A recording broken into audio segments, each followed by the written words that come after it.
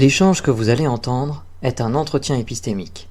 Il s'agit d'une conversation asymétrique dans laquelle on s'intéresse à notre interlocuteur en lui posant des questions.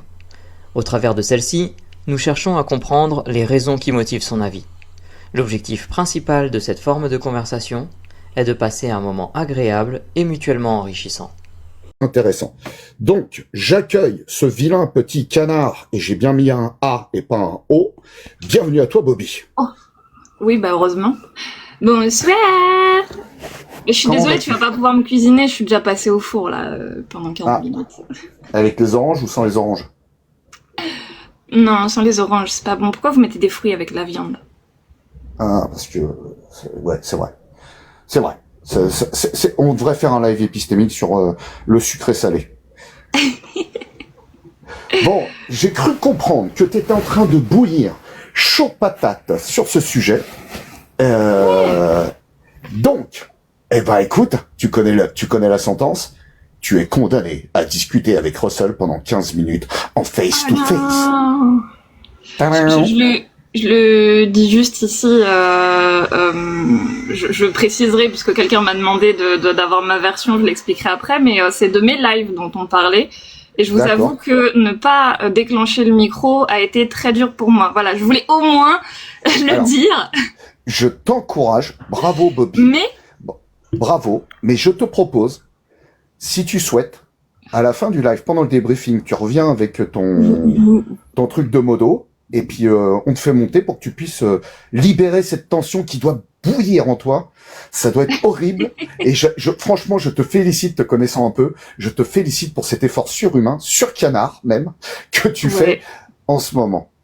Et j'espère que ça va pas t'empêcher de pouvoir repartir sur le sujet de est-ce que le wokisme serait un danger pour toi? Au contraire, parce que tu vois, comme je dis à petit Henri dans les commentaires, on est adultes, on passe au-dessus, et puis je pense pas que ce soit nécessaire de le faire de façon publique ou quoi, bref. Vous avez de la chance, hein. Moi, je suis toujours pas adulte, hein. J'y arrive pas. Ouais, je sais. Mais du coup, j'étais déjà partie un peu pour aller dans le sens de la phrase, c'est-à-dire moi-même en tant que woke, parler de ce qui est en danger. Et du coup, après le passage d'une personne qui visiblement a eu un retour très négatif de ce que je fais moi dans mon militantisme, je trouve ça intéressant justement de questionner là-dessus en fait, qu'est-ce que au niveau de ce qui représente un danger pour moi et de ce que je viens de comprendre qui est un danger vis-à-vis de l'incompréhension de certaines personnes. Je sais pas si c'est clair ou pas, mais tu veux que je reformule? Vas-y.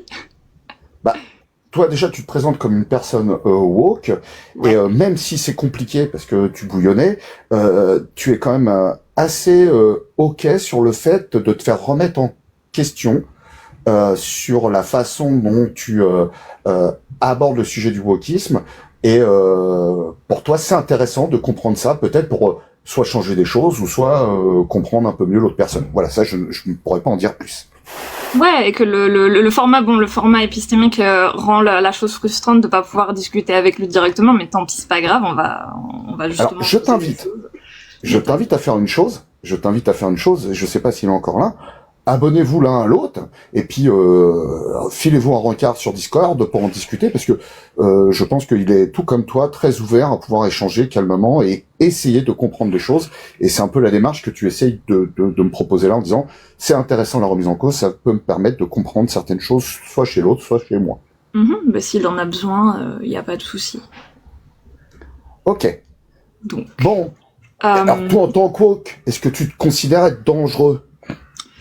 Visiblement oui, parce que j'ai déclenché chez quelqu'un quelque chose que je cherche justement à combattre. Donc visiblement, une personne woke n'est pas toujours safe, et je pense que ça dépend du point de vue. Même si là, en l'occurrence, je comprends un peu ce qui a pu merder, mais je l'avais pas compris sur le fait. Il y a des fois où sur le fait, je dis une phrase ou je fais quelque chose et après je me rends compte, je me dis non, ça c'est pas ok. Donc il y a une notion de faire ou dire des choses qui sont pas ok, donc potentiellement dangereuses, tu vois, parce que ça peut déclencher des choses négatives en effet boule de neige. Parce qu'on est humain et que même si on est woke, ça veut pas nous donner en fait l'espèce de totem de genre on est parfait, on est immunisé, on n'a pas de biais et on peut pas être en fait un connard quoi quelque part. Pardon, un canard. Ouais.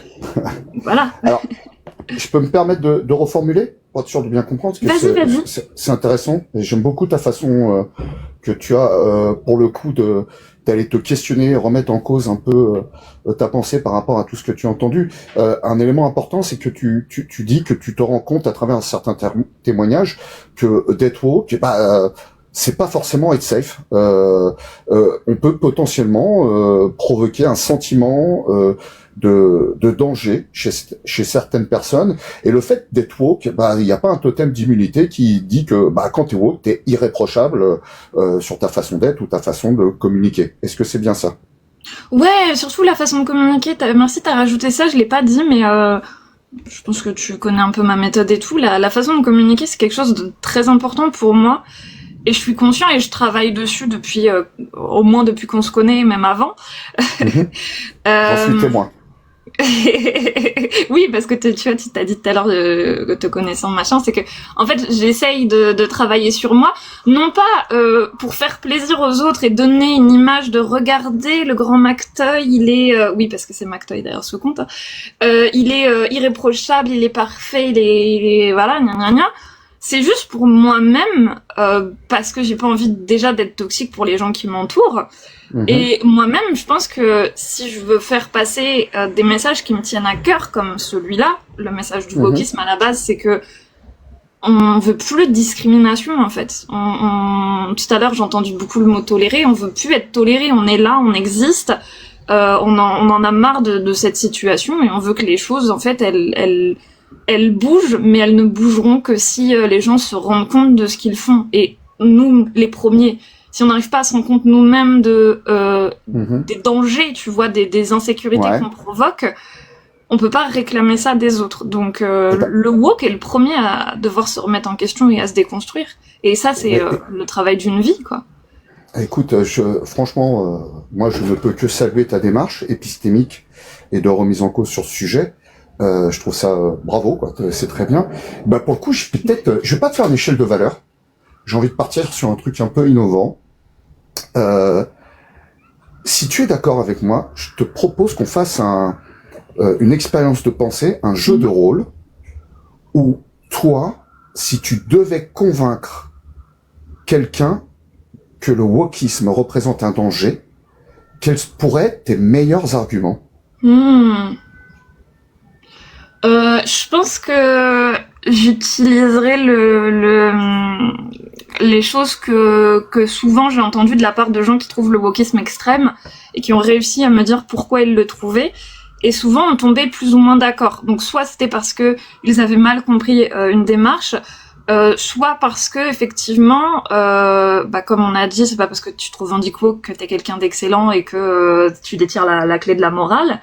Mais certaines personnes peuvent utiliser du coup des outils du wokisme de façon ce que les gens appellent extrême, tu vois, de façon qui peut mettre en danger les choses. Donc je pense que j'irai sur le terrain de cette pureté militante qui à la fois est quelque chose de bien, c'est-à-dire que pureté militante c'est ce que je suis en train de dire, c'est-à-dire le woke est le premier à devoir se remettre en question. Donc entre personnes déconstruites, c'est toujours ok de dire écoute là j'ai pas trop compris ton discours sur telle discrimination et tout, ou c'est pas ok de dire ça, attention tu le savais pas, ou tu vois, venir en fait s'éduquer entre nous parce que c'est plus facile d'écouter une personne qui quand même est en accord avec nous sur les petits détails de notre façon de parler, etc. J'accepterai plus facilement qu'une personne woke vienne me dire attention Toy là tu commences à être agressif, comment tu parles, qu'une personne qui est transphobe et qui me dit non mais de toute façon t'es condescendant. Je lui dirais oui je suis condescendant, et c'est souvent ce qui se passe et du coup voilà ça peut blesser les gens. Donc j'irai là-dessus sur l'espèce de pureté militante qui est de dire qu'il faut justement être parfait en étant woke. Non, on est humain. Ça arrive. D'accord. voilà, en fait, il y a un équilibre, il y a une espèce d'équilibre, et je pense que cet équilibre, il est dur à trouver. Hein. Je vais juste reprendre des éléments de langage que tu as utilisé, et j'aimerais les questionner, s'il te plaît. Quand je t'ai demandé de faire ce jeu de rôle, d'essayer de convaincre quelqu'un que le wokisme peut être dangereux, tu as d'abord parlé du fait que quand on est mal compris, ça peut représenter un danger. Ouais. Et en plus, il y aurait un abus de ce que certains considèrent comme la pureté militante. Du coup, est-ce que je peux en déduire que pour toi, si tu devais convaincre quelqu'un que le wokisme est dangereux, tu dirais que ce sont des gens qui communiquent extrêmement mal et qui en plus sont endoctrinés dans une posture militante intouchable? Non, parce que là, ce serait comme dire tous les gens de droite sont des fachos. C'est-à-dire que je dirais que potentiellement peut y avoir des erreurs de communication, parce que la communication, c'est quelque chose qui de toute façon pose défaut dans notre société, et sur lequel je trouve qu'on se questionne pas assez. Moi, le premier, hein, je me suis posée pendant des heures avec moi-même pour savoir comment mieux communiquer, et on voit bien que c'est pas encore ça, tu vois. Donc voilà. Et c'était quoi le deuxième point, pardon? C'était sur la pureté militante. Voilà. Et sur la pureté militante, il en faut. C'est-à-dire qu'il faut être capable d'entre nous se dire les choses qui vont pas, etc. Il faut être capable d'avoir des débats entre nous. Le souci, c'est comment ils sont faits et pour quel but, dans quel but ils sont faits. Donc c'est pas systémique, c'est pas le wokisme qui est comme ça. C'est il y a des personnes qui peuvent utiliser ce genre d'outils du wokisme parfois mal, mais pas de façon malveillante. D'accord. J'apprécie beaucoup ce que tu dis. Je trouve que, en tout cas, ça avance dans ma tête, ça avance bien. J'espère que c'est la même chose dans la tienne. Ça m'amène une question, parce que tu as expliqué que toi, justement, tu as un peu identifié ce problème parfois chez toi, sans parler des autres et sans essentialiser le wokisme, mais que parfois les problèmes de communication pouvaient représenter un danger chez les personnes avec lesquelles tu essayes de discuter. Je voudrais savoir, est-ce que le fait de modifier sa communication pour rendre acceptable le discours wokiste auprès des personnes ne viendrait pas s'opposer à la force produite par la pureté militante? Non. Et adapter sa communication ou réfléchir sur sa méthode de communication, sachant que pour moi il y en a pas une qui est parfaite et d'autres qui sont moins bonnes, c'est selon les circonstances. Adapter, c'est pas pour le faire entendre ou le faire tout ça, c'est pour faire comprendre l'amener jusqu'à une personne. Il y a des personnes, il faut leur communiquer de façon agressive. Il y a des personnes, il faut leur communiquer de façon pédagogique, voire andragogique.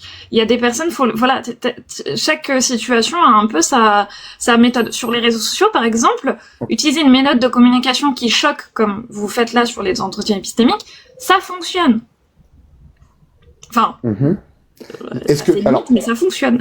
Je voudrais revenir sur la partie agressive. À quel point tu penses que une méthode agressive pour communiquer avec quelqu'un, voire lui faire comprendre des choses, ça fonctionne? De 0 à 10, hein, tu connais l'histoire. 0, ça fonctionne pas du tout. 6, je sais pas trop, mais peut-être que ça peut marcher. Et 10, ça marche à tous les coups. Tu te mettrais à combien, toi? J'avais déjà fait un entretien sur ce sujet-là. Je pense que je me placerais à 6 si la personne sait bien évaluer quand est-ce qu'il faut être agressif. À 2 quand la personne n'arrive pas à évaluer quand est-ce qu'il faut être agressif. Ok. Est-ce que tu pourrais me dire, selon toi, qu'est-ce que ça produit d'extrêmement fiable de pratiquer l'agressivité dans une discussion avec quelqu'un? Après, c'est vrai que j'ai pas forcément défini agressivité, si tu me permets Vas-y. C'est plus parce que derrière l'agressivité, je parle plus de utiliser sa colère, parler avec émotion, parler avec une émotion de colère, tu vois. Et pour moi, c'est utile parce que merde, on est humain. Et quand tu vas parler de gens qui sont en train de canner, forcément, il y a un moment donné, tu vas avoir les motifs. Et en face de toi, il y a des gens, ils sont tellement peu dans la compréhension des choses graves tout de suite qui arrivent, que dès que tu vas faire preuve du coup d'un petit coup de gueule, ça va, tu vois, ça va secouer un peu et ça va faire oula, j'ai été secoué un peu, il faut, tu vois, ça, tu vas pas pouvoir communiquer avec eux après, parce qu'ils vont être secoués, ils vont être genre, c'est pas le moment, mais tu vas me planter une graine. Est-ce que tu sais que c'est exactement les arguments qu'utilisent les parents violents avec leurs enfants pour légitimer le fait qu'ils les grondent, qu'ils les punissent ou parfois qu'ils leur tapent dessus? Quand je parle justement d'agressivité, c'est pour ça que je replace un peu, c'est que je parle pas de violence. C'est pour ça que j'insiste sur le fait, peut-être du coup parler avec émotion serait peut-être mieux comme utilisation. D'accord, je comprends mieux. Ouais, je pense que... Alors, justement, j'allais te poser la question. Quand tu es face à quelqu'un qui témoigne de la colère, on va pas parler d'agressivité, mais qui s'exprime avec colère, est-ce que ça te parle plus? Est-ce que tu es plus capable de l'écouter qu'une personne qui t'explique pourquoi ça peut le mettre en colère? Bah ça va dépendre encore une fois de comment moi je suis à l'instant T. C'est-à-dire qu'il y a des fois où il y a des messages qui me sont venus que parce que la personne, elle me dit les choses d'une façon genre tu vois, avec ses émotions quoi, avec ses tripes et tout. Donc je pense que si la colère n'est pas dirigée vers, c'est ça, pardon, je suis en train de réfléchir en même temps. Si la colère n'est pas dirigée vers ton interlocuteur, je pense que oui, ça me parlerait. Je sais pas si ça parlerait à tout le monde, mais oui, si quelqu'un est en colère contre moi, je pense que j'aurais un peu plus de mal à entendre son discours, comme tout à l'heure où j'ai voulu démute mon micro et j'étais en mode putain le mec, je vais l'emplâtrer. Mais tu vois, genre en prenant du recul et en me disant non, repose-toi et tout. Je pense, tu vois, dans certaines mesures, ça peut être entendable. Ça va être compliqué. C'est ça que, encore une fois, on parle de situation et de personne. Écoute, c'est hyper intéressant ce que tu viens de dire. On arrive au terme de cette discussion. Ouais. Je vais essayer de refaire un petit claim. Enfin, pas un petit claim, pardon. Essayer de résumer un peu tout ce qui a été abordé. Donc toi, tu t'es présenté comme une personne woke, et tu es par contre très ouverte à la remise en cause, notamment sur la façon dont toi tu milites pour le wokisme, à savoir éviter les discriminations, protéger les minorités, développer l'égalité. Tu confirmes que parfois en fait le wokisme c'est pas forcément safe, que ça peut provoquer un sentiment chez des personnes d'être de dangerosité.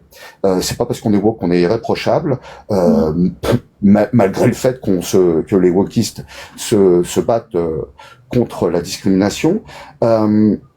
Tu as quand même pointé du doigt que ce qui peut permettre de développer ce sentiment de danger chez les personnes, ça pourrait être une mauvaise communication et une pureté militante. Tu es OK pour dire que on peut améliorer la communication sans déranger la pureté militante, et que il te semble important de pouvoir faire ressentir à l'autre un sentiment qui peut être émotionnel, de la colère ou autre, mais faire attention à ne pas tourner ce sentiment contre la personne, mais plutôt sur les raisons qui déclenchent cette émotion.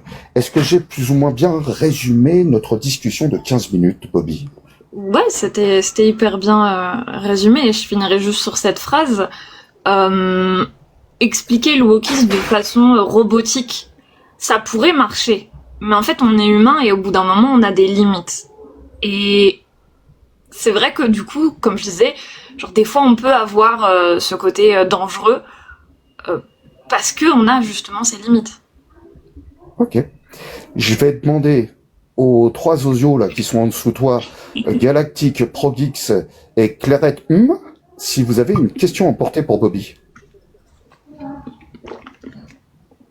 Alors tu sais, Galactique à son âge, le temps qu'il aille chercher le sonotone. Oui, bah oui, on sait. Qui met Moi, la machine. Vas-y, j'ai une question, mais peut-être que tu l'as vu parce que je l'ai mise dans le, je l'ai mise dans le chat du Discord. Ma question, à emporter. C'était imagine que le mouvement wokiste a une communication impeccable. Le message est clairement transmis, compris, nickel, aucune faute. Et pourtant, dans un futur plus ou moins proche, plus ou moins lointain, on se rend compte que le wokisme a des conséquences catastrophiques sur la société. Et ben, qu'est-ce qui a pu mal se passer, d'après toi? Ok, ouais. C'est ouais. À emporter. Une dystopie wokiste. Une magnifique. Tu figures mon cerveau d'écrivain là. Une magnifique lucarne de Clairette. Prodix. Ah, j'ai pas de question emportée, mais j'ai une, j'ai une remarque ou disons j'ai une question emportée pour moi-même. McToy a dit Bobby Queer a dit pendant son entretien que l'entretien épistémique est une méthode qui choque. Et du coup, j'étais un peu. Les lives de Russell. Hein. Et du coup, pour toi, c'est quelque chose qui choque, tu dis, la méthodologie de l'entretien épistémique? Non, uniquement les lives de Russell qui utilisent justement des titres putaclic et qui ne sont pas trop utilisés justement dans l'entretien épistémique classique. C'est le côté, tu sais, genre mettre le fond comme ça et tout, etc. pour choquer. Ok, ah oui, alors d'accord. Alors ça, ok, alors je comprends mieux. Je croyais que c'était la méthodologie d'entretien épistémique, donc j'ai très mal compris. Ouais. Merci pour cette précision. De rien. Alors, à titre personnel, je ne trouve rien de choquant sur cette image, à part que j'ai pris un peu de poids. Mais à part ça, bon, ça me choque pas. C'est vrai que c'est ton portrait craché, hein. Ouais, mais je faisais des ravages. Mais moi, j'ai envie de te voir comme ça. J'espère la prochaine fois que je te vois, tu mets une robe à paillettes et une perruque, je te jure, parce que vraiment, je vais rater un truc dans ma vie si je te vois pas fringué comme, ouais. Non, vraiment. Il faut le faire aussi. Il faut. On en reparlera en privé, je t'enverrai mon OnlyFans. Est-ce que Galactic a retrouvé le chemin de la technologie moderne des années 2025 ou? Ouais, mais j'ai pas de questions, mais te moque pas de moi, j'étais à 2 mètres et en déambulateur, c'est long. Ouais, je suis désolé. On ne fait pas de validisme sur un sujet woke. Bobby, je vais te poser 2 questions. La première, sincèrement, tu es monté assez agacé, assez coincé. Comment tu t'es senti pendant ces 15 minutes? Ouais, j'étais déjà agacée avant. Non, ça va et je suis contente de moi-même. Voilà, je le dis. Excusez-moi. Oui, je suis très égocentrique, mais je suis contente d'avoir pu souffler assez rapidement pour me concentrer sur ce qui est important, c'est-à-dire mon questionnement sur le sujet en fait de mon entretien, quoi, mon questionnement sur le wokisme et comment mieux communiquer, quoi. Je pense que c'est plus important de réfléchir là-dessus que de ressasser le fait que quelqu'un vient de dire que mes lives étaient un peu autoritaires. D'accord. Pardon. Donc, au terme de cette réflexion, est-ce que tu souhaites encore venir à la fin pour te justifier?